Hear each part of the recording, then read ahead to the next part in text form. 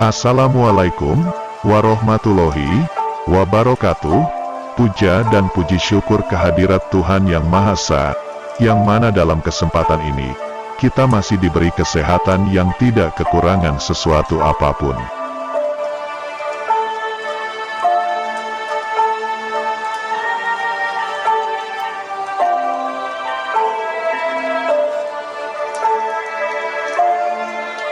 Sesungguhnya manusia itu benar-benar berada dalam kerugian, kecuali orang-orang yang beriman dan mengerjakan amal soleh serta nasihat, menasehati supaya mentaati kebenaran dan menasehati dalam menetapi kesabaran. Gambaran kepada manusia semua bahwa malaikat yang menjaga waktu memiliki dua sifat utama, yaitu mentaati kebenaran dan menepati kesabaran. Hendaknya sebagai manusia yang terikat oleh waktu haruslah berusaha agar tidak masuk ke dalam kategori sebagai orang-orang yang merugi. Satu-satunya cara untuk tidak berada dalam kerugian adalah dengan mencari kebenaran. Kebenaran itu bersifat mutlak, artinya tidak ada lagi pertentangan antara keyakinan dan akal.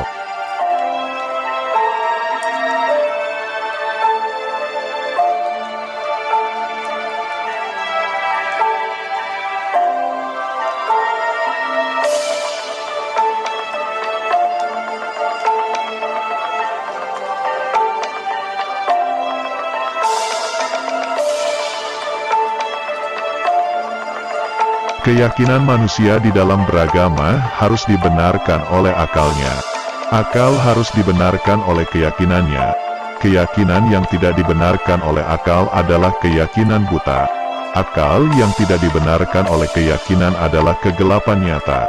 Keyakinan bukanlah warisan orang tua atau leluhur. Sebagaimana akal bukanlah pemberian orang tua. Akal adalah karunia Tuhan, rahmat Tuhan. Oleh karenanya Nabi Muhammad, gunakanlah akal itu untuk mencari kebenaran, untuk memahami Tuhan dengan segala sifat-sifatnya.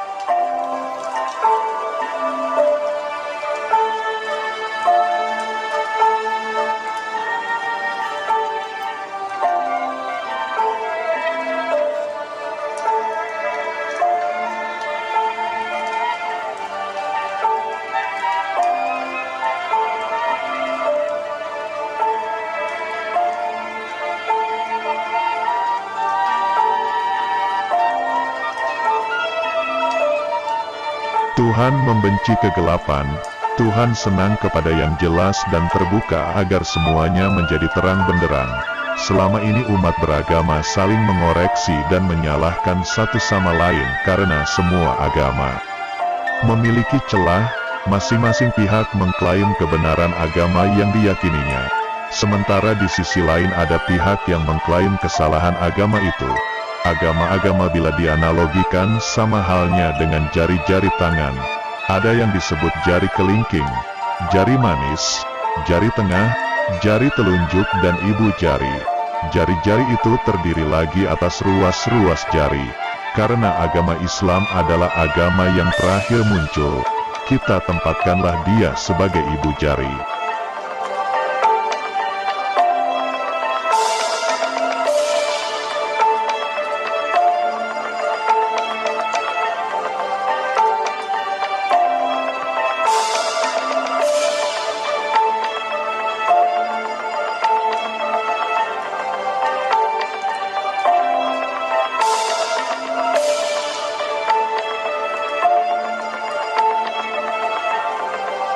Maka terkadang kita mendengar seorang penjahat besar, pencuri, perampok dan pelanggar asusila memberi nasihat seolah-olah ia orang yang benar-benar baik. Tidak jarang pula kita melihat pemain-pemain judi dan wanita serta pelanggar hukum yang dengan segala dalih dan alasan menentang ajaran agama, mengejek pemimpin, bahkan berusaha mencelakakan mereka. Orang-orang itu terkadang sadar bahwa di dalam dirinya ada konflik yang terpendam di alam ketidaksadarannya. Di samping itu sering pula terasa ketegangan batin yang memukul jiwa, merasa tidak tentram, gelisah yang kadang-kadang terasa ada sebabnya dan kadang-kadang tidak diketahui. Satrio Piningit merenungi aturan tatanan permainan alam jagat semesta ini.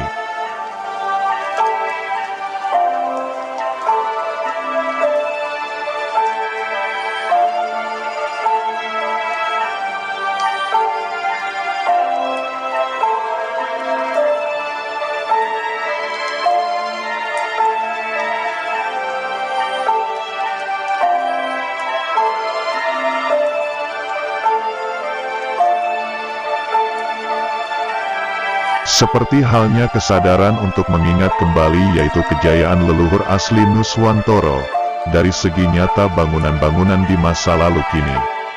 Banyak yang ditemukan, dalam segi spiritual manusia-manusia yang hidup di zaman ini telah banyak yang terhubung dengan jiwa-jiwa masa lalu. Jiwa-jiwa leluhur asli Nuswantara, jiwa-jiwa yang berpengaruh dalam sejarah Nuswantara. Para leluhur telah lama memilih wadah suci yang diinginkan dan atas izin Sang Pencipta, wadah suci itu terhubung dengan leluhur untuk mengingat yang seharusnya diingat.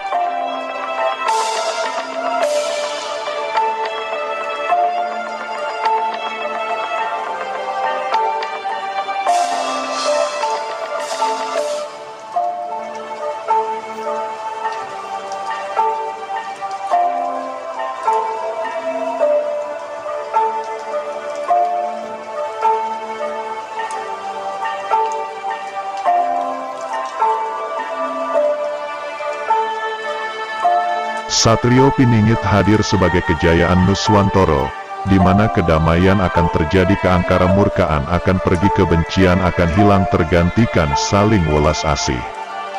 Inilah zaman di mana masa itu akan datang, bahwa Venus adalah planet cinta, dan sedangkan Pluto adalah planet kegelapan, kematian, bawah, radikal dan planet kelahiran kembali atau yang disebut sebagai kembali ke titik nol. Fenomena ini akan berlaku ke seluruh makhluk hidup yang ada di bawah langit dan di atas bumi ini.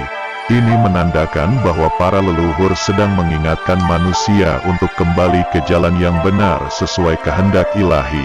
Terima kasih. Wassalamualaikum warahmatullahi wabarakatuh.